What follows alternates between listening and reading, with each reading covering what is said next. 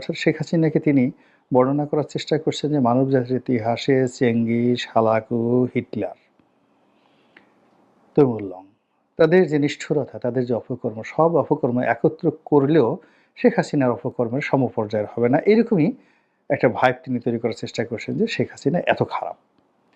অতি সম্প্রতি তিনি একটা ভাষণ দিয়েছেন 25শে মার্চ তারিখে।